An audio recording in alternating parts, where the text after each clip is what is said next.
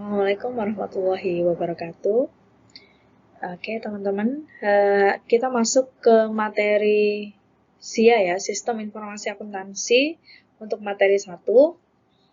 Nah, ini di materi 1 ini saya akan membahas terkait dengan tinjauan menyeluruh tentang SIA, Sistem Informasi Akuntansi. Setelah kemarin saya paparkan tentang apa sih tujuan kita mempelajari SIA? Nah, itu kan salah satunya adalah supaya kita bisa menganalisis, kemudian merencanakan sistem informasi apa yang cocok dengan kondisi perusahaan. Nah, untuk menuju ke sana, tentu saja kita harus tahu dulu tentang apa itu SIA, atau Sistem Informasi Akuntansi. Nanti ada beberapa yang akan kita bahas, mulai dari definisi, kemudian konsep SIA, komponen, sampai kemudian manfaat dari SIA itu sendiri. Oke, langsung aja kita bahas.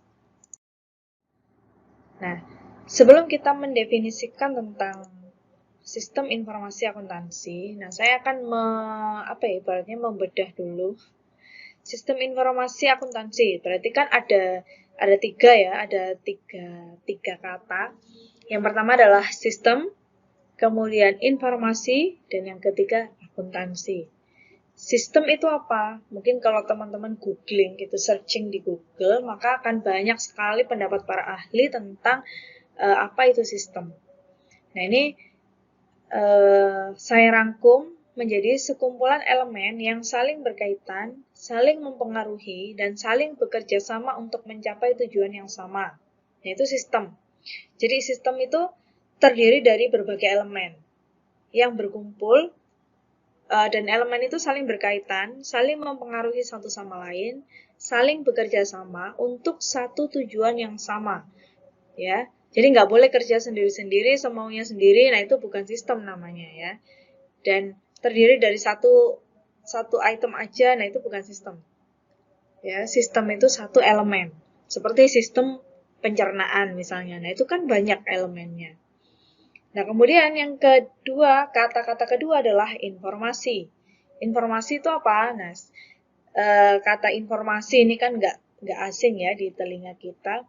Sering sekali kita mendengar terkait dengan informasi.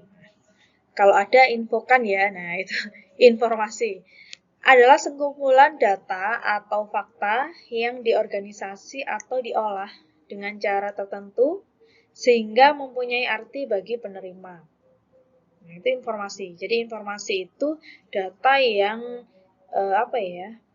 berguna, artinya data yang dapat digunakan untuk mengambil sebuah keputusan. Itu informasi.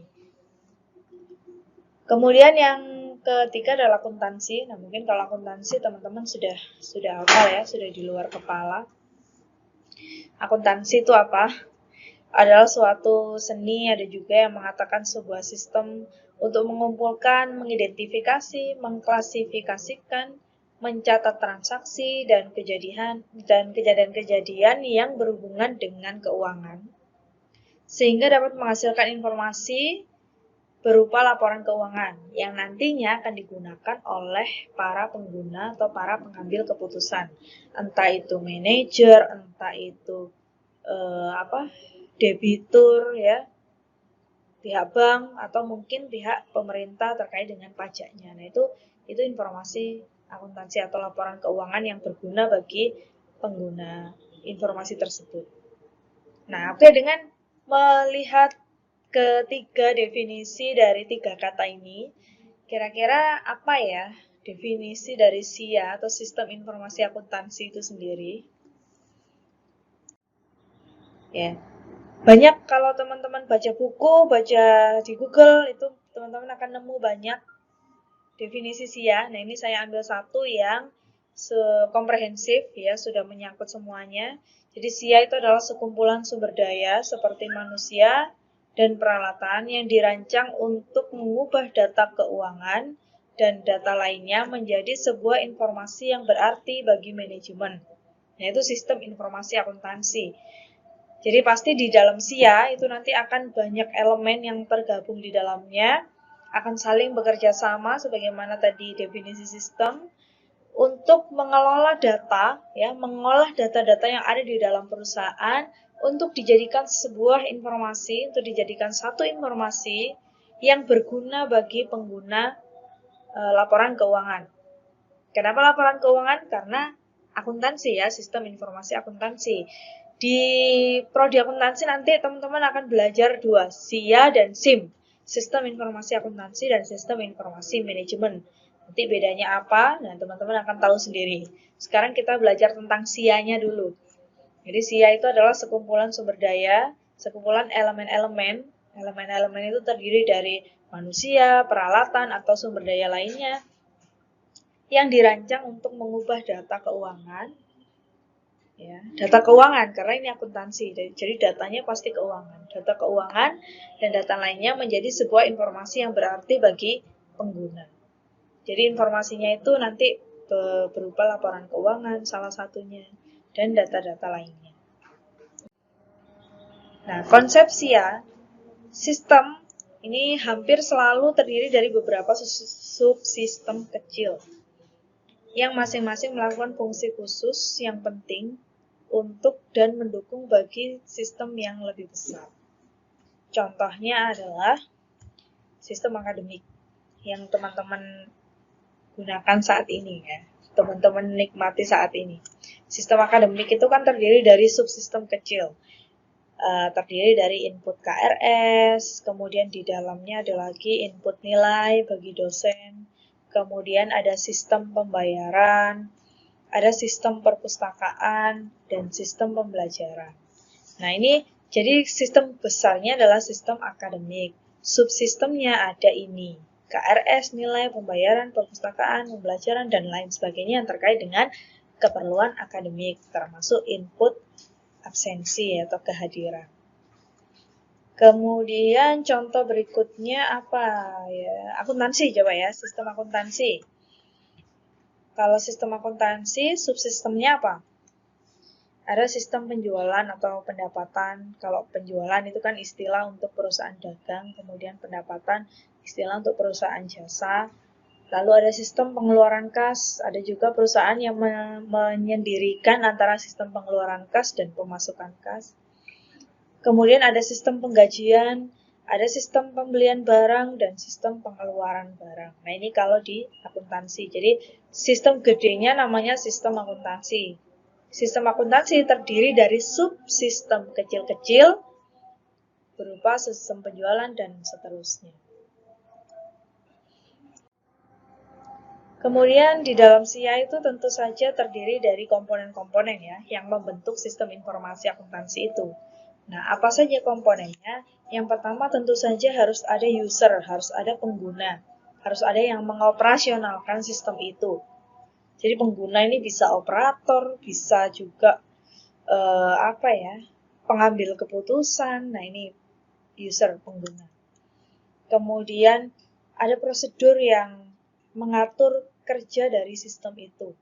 Katakanlah subsistem penjualan atau ya subsistem penjualan barang gitu ya. Prosedurnya apa? Mulai dari pemesanan barang, terus kemudian dibuatkan kartu pesanan, kemudian barang di packing gitu ya mungkin. Di packing sesuai dengan pesanan, dikeluarkan dari gudang, lalu dikirim ke pembeli. Nah, itu prosedur namanya. Jadi di SIA itu harus ada prosedurnya. Kemudian yang ketiga adalah data, karena ini tadi ya, SIA itu kan sebuah sistem yang akan mengolah data menjadi informasi. Nah, maka tentu saja harus ada datanya. Bisa data keuangan dan non-keuangan lainnya. Tapi kalau di akuntansi biasanya sih yang sering kali diolah adalah data-data keuangan. Kemudian ada perangkat lunak yang digunakan untuk mengolah data tersebut.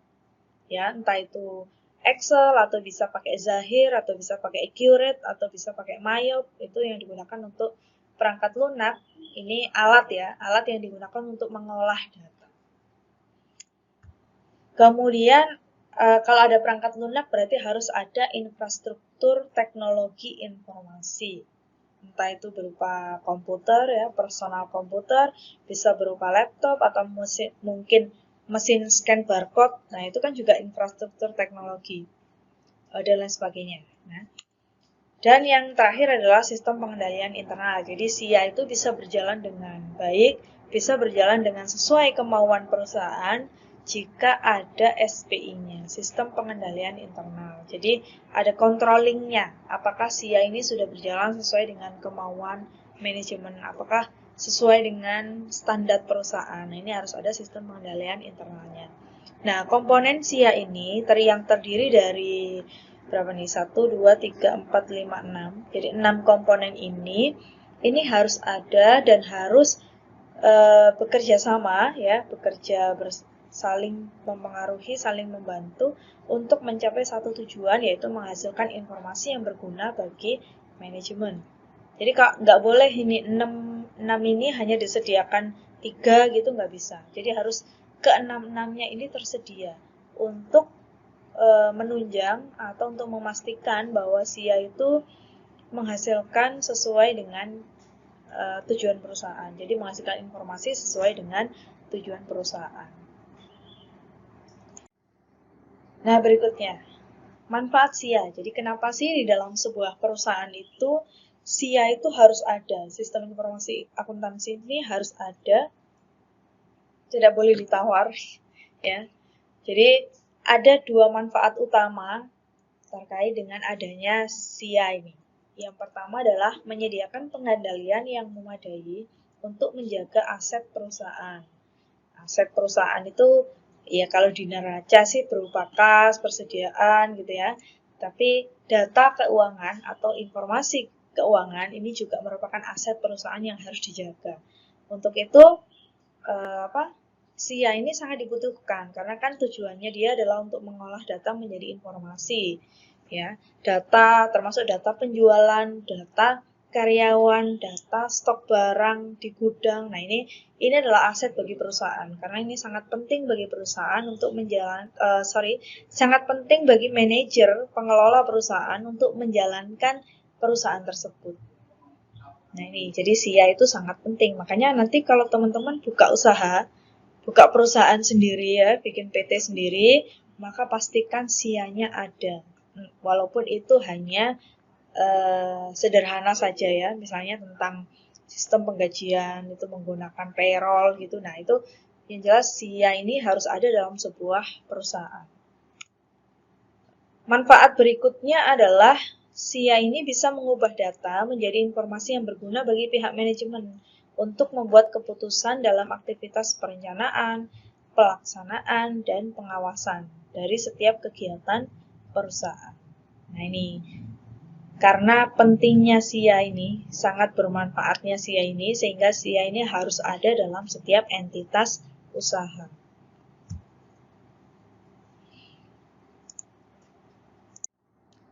Oke, itu untuk overview dari SIA, jadi konsep dasar SIA. Nanti silakan teman-teman baca lagi referensi yang akan saya bagikan di Google Classroom. Nah, next kita akan bertemu dalam video materi berikutnya, yaitu tentang metodologi pengembangan sistem. Bagi teman-teman yang ada kesulitan atau ada yang pengen didiskusikan, silahkan bisa melalui WhatsApp group maupun Google Classroom. Oke, itu dulu dari saya. Semoga bermanfaat. Terima kasih. Assalamualaikum warahmatullahi wabarakatuh.